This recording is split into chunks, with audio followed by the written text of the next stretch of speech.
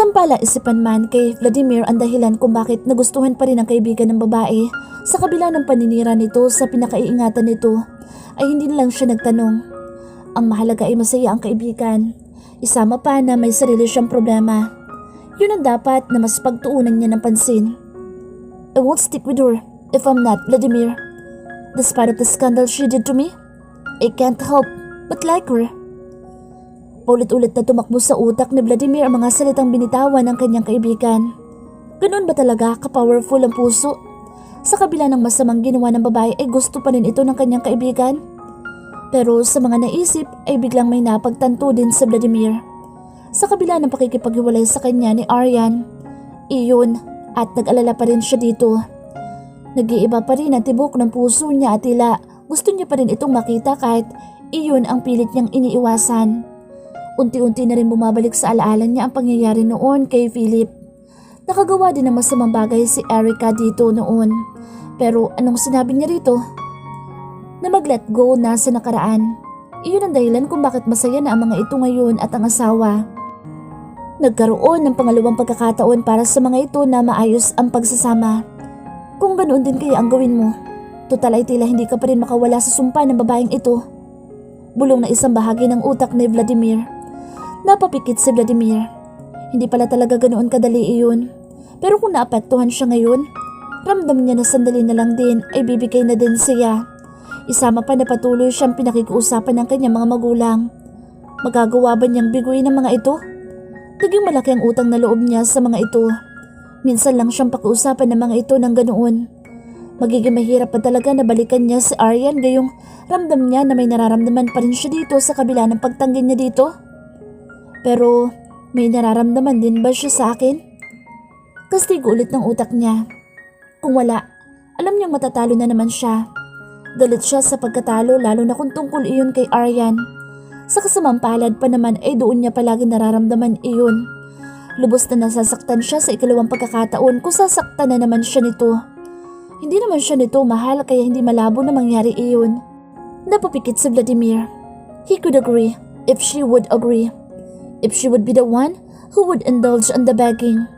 Ibig sabihin lang naman kasi noon ay determinado ito at gusto rin ito ang sinira nitong pagsasamahan nila.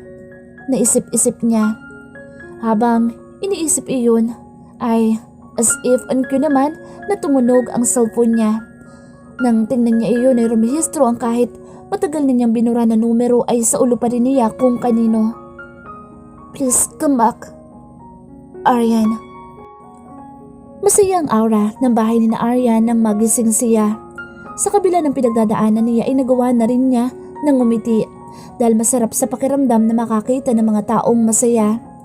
Medyo na-miss din niya na makita na ganoon ang mga kasambahay nila dahil nitong nakaraan ay napansin niyang nakikidalamhati din yata ito sa nangyari sa kanya. Lalo na nang pumutok ang balita na naipagpalit agad siya ni Jay Jean sa iba. Naging isang malaking pasabog kay Aryan ang ginawa ni Jay Jean. Oo't nasaktan siya sa ginawa nitong pakikipagkalas na lang basta sa kanya. Pero kahit ganoon ay hindi niya naisip na darating sa ganoong punto si Jay Jean. Hindi naman third party ang dahilan kung bakit ito nakipagkalas sa kanya. Pero yun ang lumabas sa publiko na kahit unti-unti na itong nawawala sa mundo ng showbiz ay nalaman pa rin ng mga tao dahil na rin sa bago nitong kinarelasyon. Nasaktan lalo si Aryan. She felt so much betrayed. Pati ang mga magulang ni Aryan ay nasaktan dahil sa nangyari. Hindi daw papayag ang mga ito na tratuhin siya ng ganoon. Nang dahil doon ay nakaisip ang mga ito ng plano. They needed to get back. So, they have thought of Vladimir. Sinubukan ng pamilya niya na ibalik ang nakaraan dahil ang akala ng mga ito ay papayag siya kung sakali. Kinausap ng mga ito magulang ni Vladimir na sa kabila ng kahihiyan na ginawa niya sa mga ito ay tanggap at mahal pa din siya. Kahit ang mga ito ay hindi pumayag na basta-basta lang siya maagrabyado kaya naman pumayag din ang mga ito na balikan ang nakaraan. They had them arranged to be married to Vladimir again. Alam ni Aryan na magiging unfair iyon kay Vladimir. Hindi din naman siya agad pumayag pero dahil naalala niyang bukod sa sakit na nararamdaman sa pakikipaghiwalay ni Jay Jean sa kanya ay nasasaktan din siya dahil nagsisisi siya sa ginawa niya kay Vladimir kapalit na lang ng relasyon sa iba. Ibig sabihin ay naapektuhan din siya nito dahil naaalala niya ito kahit na ba kay Jae-jin lang naman talaga nakafocus ang nararamdaman niya. Isa pa, masyado din siyang nasaktan sa ginawa ni Jae-jin. Gusto din niyang makaganti kahit alam niyang mali. Siguro ay marami ang magsasabi na ang kapal ng mukha niya para pumayag na gawin na lamang iyon kay Vladimir pagkatapos ng lahat. But she feels so broken. She felt her sanity took out of her. She feels so helpless too. Ayaw din naman niya na maramdaman iyon. Ayaw din niyang maging unfair kay Vladimir pero wala na din siyang maisip na paraan. It was the perfect revenge. Kung siya man ang magdudusa sa huli, ayos lang. Alam niyang deserve naman niya iyon sa lahat ng ginawa niya dito. At ang pakikipagbalikan din kay Vladimir ay ang magiging daan niya para maitama ang lahat. Ang lahat naman talaga na dapat noong una pa lang ay inayos niya. Gagawin din naman niya iyon, hindi lang para sa sarili niyang kapakanan lang. It is also because of her family wanted to be. At kagaya din ng pamilya ni Vladimir. Hindi lang para iligtas siya sa kahihiyan ang gagawin niya. Iyon din ay para sa pamilya niya. Ang ayusin ang nasira niyang itinakda. Isama pa na mayroon din siyang nararamdamang masigit pa sa mga dahilan na iyon. Mga nararamdaman niyang alam niyang komplikado kaya nahihirapan siyang aminin maski sa sarili niya. Pero mangyayari lang iyon kung papayag si Vladimir. Annyeonghaseyo. Astama Pros, delivered to you, ma'am. Masiglang bati ng kasambahay nila na habang naglilinis ay napatigil nang makita siya. Kinuha nito ang tangkay ng rose sa ibabaw ng center table at ibinigay sa kanya. Who gave? Oh. Nalaki ang mga mata ni Arya nang mabasa ang note na nakasulat sa tangkay ng rose. It was from Vladimir. I'll pick you up later. Iyon ang nakalagay na note at nakasignature doon ang pangalan nito. Bukod pa doon ay gamit-gamit din ito ang card na madalas gamitin ito kapag nagpapadala ng bulaklak. Isang card na may printed butterfly illustration. Iyon ang madalas na gamitin ni Vladimir kapag nagpapadala sa kanya ng bulaklak o kahit ano pa na lalagyan nito ng dedication dahil mahilig siya sa butterfly. Does it mean... Malakas na kumabog ang puso ni Aryan. Kamakailan lang nang aminin sa kanya ng mga magulang ang plano ng mga ito. Pero inamin sa kanya ng mga ito na matagal na nitong sinusuyo si Vladimir na balikan siya. Pagkatapos kasi niya ay wala nang naging matino na relasyon ng lalaki. Kaya naisip ng mga ito na maaari din na may pag-asa pa. Isama pa na minsan din siyang minahal nito. Masama dahil tila abusado pero gusto din umasa ni Aryan na maaari nga na may pag-asa pa. Ipinapangako din naman niya na kapag binigyan siya nito ay hindi na niya sisirain iyon. Gagawin na niya ang tama, aayusin na niya ang lahat. Pero dahil kamakailan lang niya nalaman ang plano at pumayag doon, ni isang hakbang pa lamang ang nagagawa niya at iyon ay ang padalhan si Vladimir ng mensahe. Hindi niya akalain nakakagatin agad ng lalaki iyon. Ganoon ba talaga siya kalakas kay Vladimir? Hindi malabo. Alam at ramdam niya kung gaano siya nito kamahal noon. Somehow, she felt guilty. Pero pinalas din niya agad iyon. Kaya nga niya babalikan ito. Gagawa siya ng tama dito. Itatama niya ang lahat ng pagkakamali niya. Ibabalik niya ang lahat ng mga ginagawa nito sa kanya noon. Tumingin muli si Aryan sa rose. Naalala niya na iyon ang madalas na ipadala sa kanyang bulaklak ni Vladimir. Pero hindi isang tangkay lang kagaya ngayon. Dati ay isang malaking bouquet na linggo-linggo yata ay nagpapadeliver ito para sa kanya. Galante si Vladimir sa kanya. Lalo na nang simulan na nitong hawakan ng negosyo ng magulang at itayo ang group of companies na pagmamay-ari nito at ng mga kaibigan.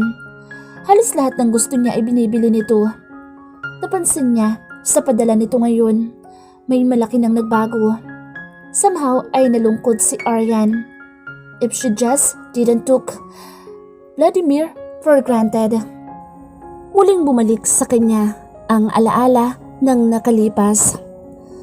Buong akala ni Aryan ay hindi makakarating si Vladimir sa graduation day niya sa kolehiyo.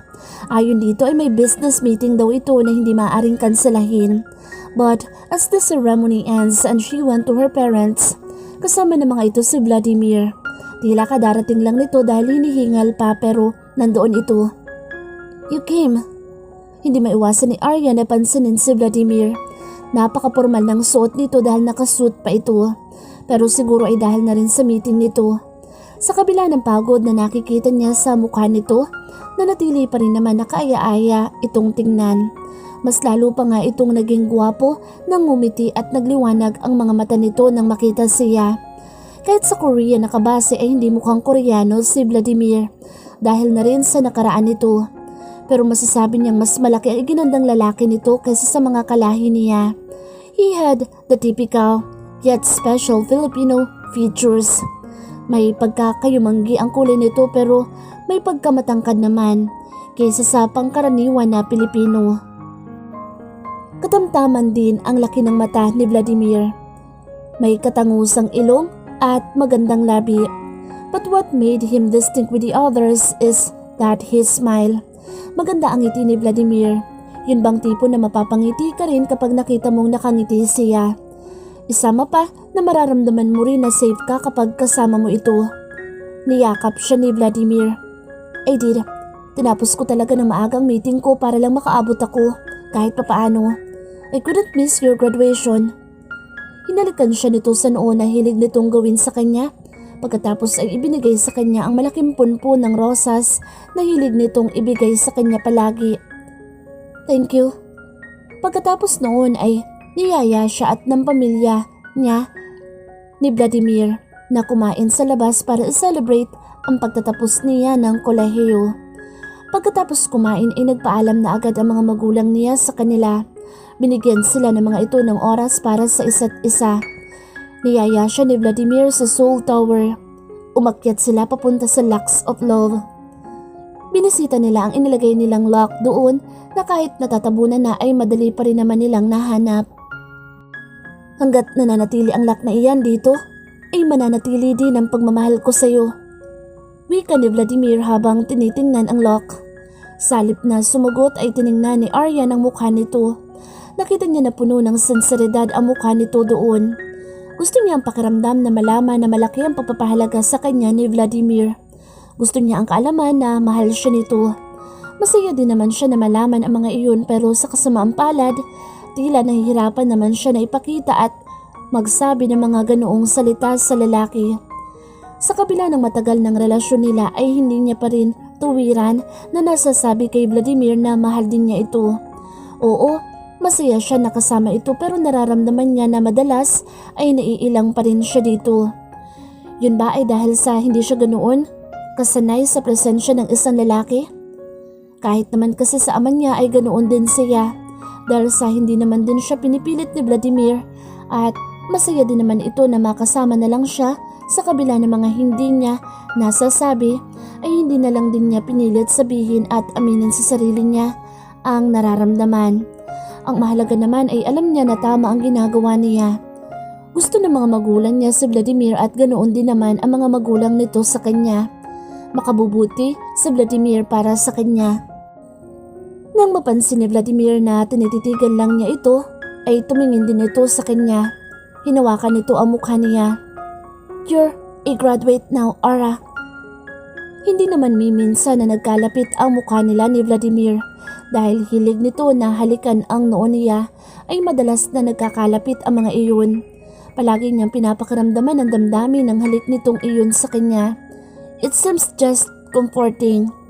Hindi kagaya ng halik na dapat daw ay nararamdaman niya sa nobyo niya, ayon sa mga kaibigan niya. Dapat daw ay hindi lang napapakalma siya ng halik. Dapat daw ay may something na special doon. Kagaya ng paglakas ng tibok ng kanyang puso na sa kasamaang palad, hindi niya nararamdaman sa mga halik na ibinibigay sa kanya ni Vladimir. And with that, I want to kiss you properly now. Wika nito sa kaibinaba ang labi sa mga labi niya. Nagulat si Aryan sa ginawa nito. Hilig siyang halikan ni Vladimir pero palaging sa noo lang iyon. Ngayon lang siya nito hinalikan sa mga labi. Inisip niya noon na kaya palaging ganoon ay dahil nararespeto siya nito at dahil na rin sa bata pa siya. Mukhang tama naman ang dahilan niya. Mukhang naghintay ng tamang oras ang nobyo niya para gawin ang tama. Naramdaman ni Arya na bahagyang nag-iba ang tibok ng puso niya. Gusto niyang isipin na epekto iyon ng halik ni Vladimir. Pero dahil nagulat siya sa ginawa nito, maaari din niya na ikategorya iyon doon. Bahagyang natakot din siya dahil iyon ang unang beses. You have sweet lips, Ara. Nakangiting wika ni Vladimir pagkatapos. Naramdaman niya na namula siya. Thank you. Ngumiti ito. So polite. Niyakap siya nito. Pagkatapos ay bumulong sa kanyang tenga. It should be an intimate position but it did just fine with Aryan. Just fine. Not special. Congratulations. I'm so proud of you. I love you so much, Ara. Ngumiti lang si Aryan bilang ganti. She wondered when will be the time she could tell sincerely those words too. Unang araw ng trabaho ni Aryan.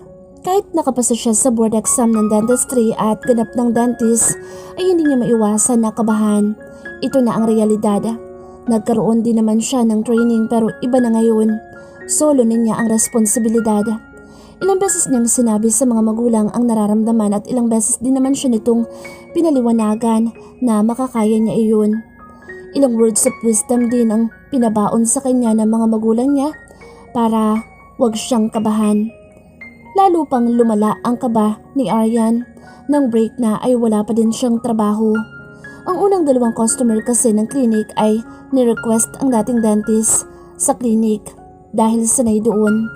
Nang makatapos ang break ay dumating ang unang prospective customer ni Aryan na nagkataon naman na si Vladimir. Anong ginagawa mo dito? Hindi alam ng nobyo ang nararamdaman niyang kaba dahil ayaw niya na mag-alala ito. Ang alam niya ay may importanteng meeting din ito ngayon at natatakot siyang baka kapag sinabi niya rito ang nararamdaman niya ay mag-alala pa ito. Dinadalaw ka? Hindi natuloy ang meeting kaya tumakas muna ako sa opisina. Gusto ko lang malaman kung ano lagay mo. So, how was it? Nakaisang customer ka na ba? Ano? Excited pa ito. Wala pa? Ibinaba ni Arya ng ulo. Alam niya na hindi naman dapat siyang mahiya pero sa nananabik na si Vladimir ay tila nahihiya siya. Kinakabahan siya. Samantalang ito naman ay sabik na sabik. What? Bakit? Sabagay, maaga pa naman. Pero bakit parang malungkot ka? Hinawakan ni Vladimir ang baba niya pagkatapos ay hinawakan ng kamay niya. You're trembling too. May problema ba? Wala pa naman talagang customers na pwede sa akin dahil kinakabahan ako. Vladimir. Sa wakas ay naamin na rin niya sa nobyo. Hinaplos ni Vladimir ang pisngi niya. Kung ganoon, ako ang gawin mo na una mong pasyente. Ngumuwi si Aryan. You have a perfect teeth. Hindi mo na kailangan magpa-dentist. Still, I want your opinion. Don't worry, babayaran ko naman ang fee mo at Vladimir, hindi iyon ang punto ko. Ayoko na nagkakaganito ka, Ara. Kung natatakot ka dahil baka pag-eksperimentuhan mo ang una mong pasyente at natatakot kang makagawa ng masama dahil sa kaba, kung ganoon, ako ang gawin mo. Hindi ako magagalit kung may mali ka man na magawa sa akin o ano. Naiintindihan kita. Pero wala nga ako magagawa sa iyo dahil wala ka namang kailangan. Meron ka magagawa sa akin. Kailangan ko ng pustiso. Tila seryoso pa na sabi nito. Ikaw ang pustiso ko. Hindi ko kasi kayang ngumiti kapag wala ka. Hindi niya naiwasan na mapangiti dahil sa banat ng nobyo. Corny. Pero ngumiti ka. Siguradong nagustuhan mo din iyon dahil naapektuhan ka. Ngumiti na din si Vladimir. Hinawakan nito ang kanyang kamay. Don't worry, okay? Hindi ka makakagraduate at makakapasa sa board exam kung hindi ka magaling. Always believe in yourself. O kung hindi mo magagawa, then believe in us. Believe in us that are believing in you. Sa mga sinabi ni Vladimir ay gumaan ang pakiramdam niya kahit hindi niya madalas na ma-express ang sarili niya o ang mga reaksyon niya sa ginagawa ni Vladimir. Madalas na ginagawa ni Vladimir iyon sa kanya. Masaya at magaan ang pakiramdam niya kapag kasama ito. Hindi man niya masabing nararamdaman nga niya ang nararamdaman ng normal na babae sa nobyo nito sa piling ni Vladimir. Hindi siya dapat magreklamo. Maswerte siya kay Vladimir. Maswerte siya dahil dito siya ipinagkasundo. Mahal siya nito at tila ba parang lagi itong nasa tabi niya. Makabubuti ito para sa kanya kahit na ba tila itong nararamdaman niya para rito. Tila pakaramdam lang ng kaibigan. Hindi tunupad ni Vladimir ang sinabi nito na susunduin siya nito ng araw na magpadala ito ng bulaklak. Ganoon din ang nangyari sa mga sumunod. Tumama man siya sa hinala na pumayag na ito na ma-engage sila. Nararamdaman naman niya ang malaking pagbabago nito. Dapat ay inaasahan na ni Aryan na ganoon ang mangyayari. Pinagbabago ng panahon ng maraming tao. Isama pa na sinaktan niya si Vladimir noon. Maaaring gumaganti ito sa kanya sa pamamagitan ng panlalamig nito. Ngunit kung ganoon, bagamat alam niya na hindi may iwasan, gusto pa rin niya na baguhin. Naiintindihan niya si Vladimir. Naging masakit ang ginawa niya rito. Deserve niya na tila baliwalain na lang nito. Pero ayaw niyang pumayag na basta na lang ganoon. Hindi ba at isa sa mga dahilan niya kaya siya pumayag sa plano ng mga magulang ay para na rin makabawi kay Vladimir? Para maitama ang lahat. Naintindihan naman niya na maaaring abala ito kaya hindi rin ito naaasikaso ang kasal. Mas lumaki pa ngayon kaysa sa dati ang mga negosyo na hinahawakan nito.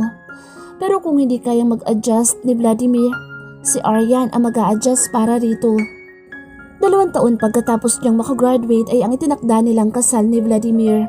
Pero dahil tumanggi siya ay hindi nangyari iyon noon.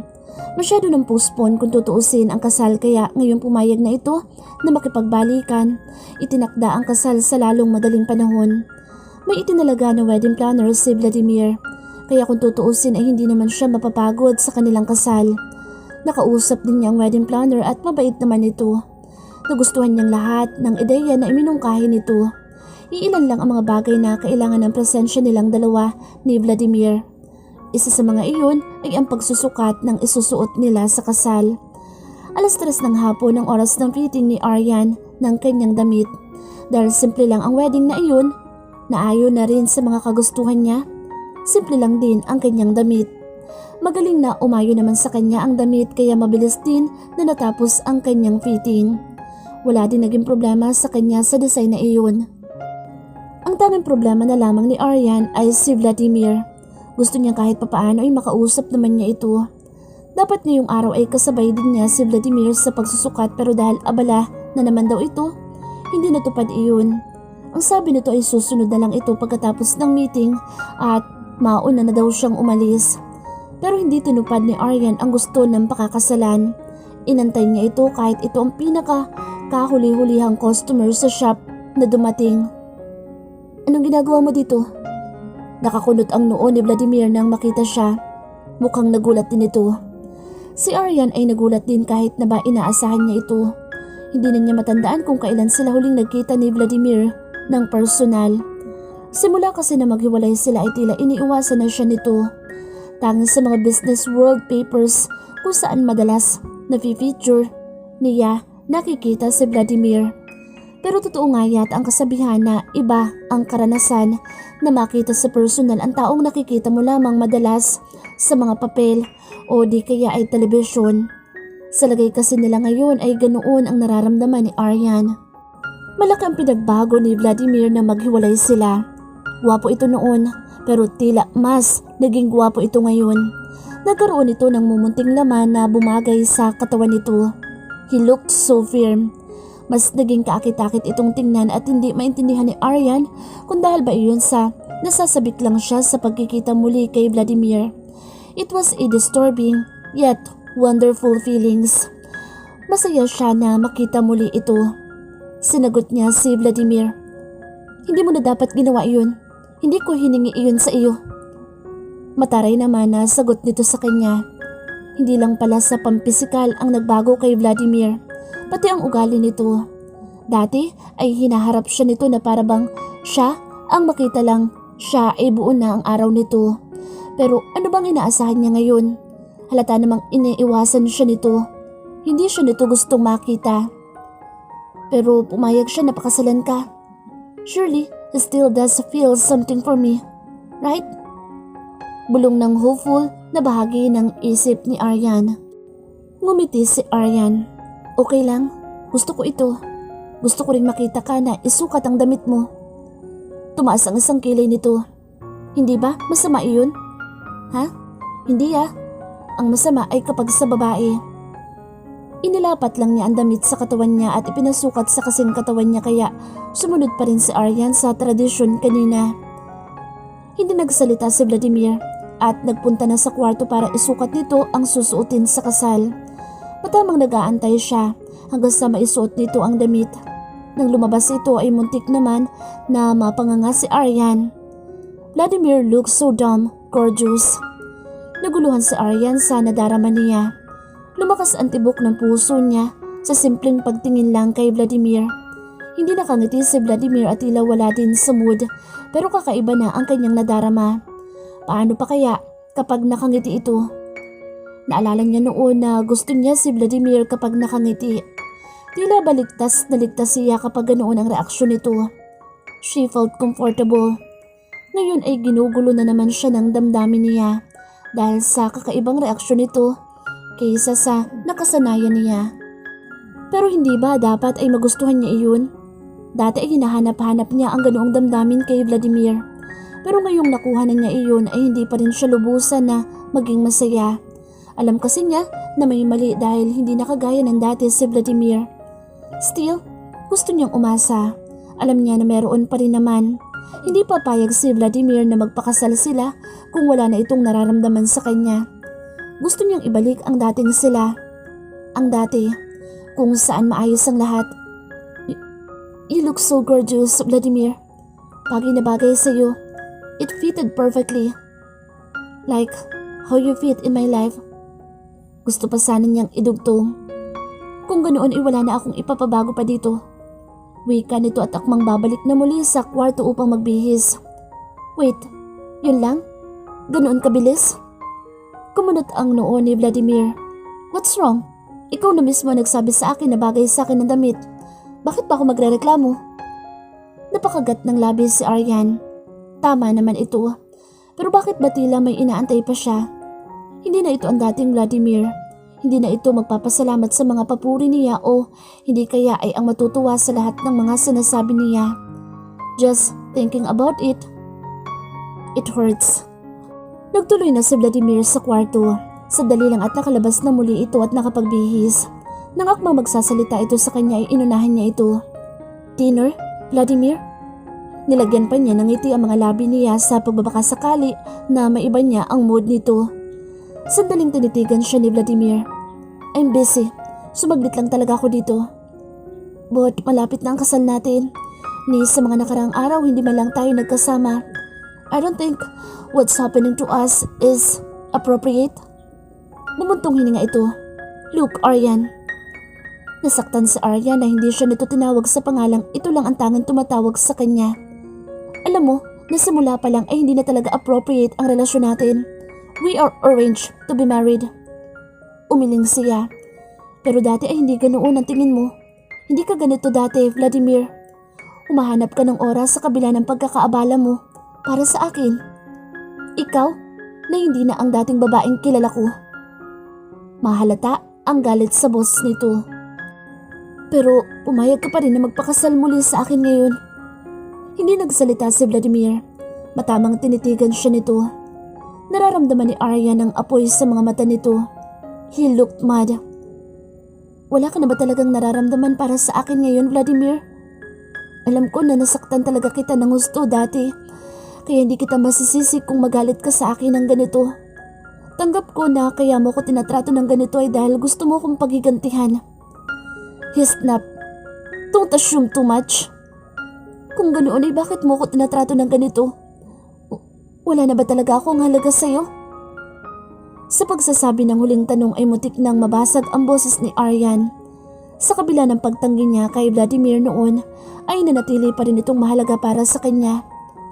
Kung wala ka ng halaga sa akin, hindi ako papayag sa ganitong sitwasyon. Nabuhay ang loob ni Aryan. Kung ganoon ay pumayag ka na makipag-dinner sa akin ngayong gabi. Let's talk. Umiling si Vladimir.